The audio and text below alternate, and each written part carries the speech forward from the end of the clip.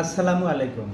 আজকের এই ভিডিওর মাধ্যমে আমি আপনাদের বলবো কিভাবে ক্যামেরার সামনে স্বতঃস্ফূর্তভাবে কথা বলবেন।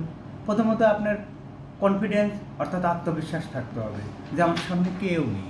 আমরা অনেকেই ভাবি যে এই কথা বললে কী হবে, কিভাবে কথা বলবো, অনেক কিছু ঘটে যায়। এগুলো কখনোই চিন্তা করা যাবে না। আরেকটা বিষয় হলো যে আপনারা সবসময় চিন্তা করবেন যে আমি সবসময় ভালো কথা বলছি, কাউকে ছোট করে কথা বলছি না।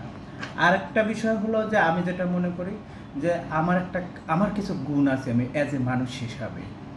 সেটা হয়তোবা অনেকের মতো বিশাল না, কিন্তু পিঁপড়ার মতো ক্ষুদ্র ক্ষুদ্র কিছু জ্ঞান আছে।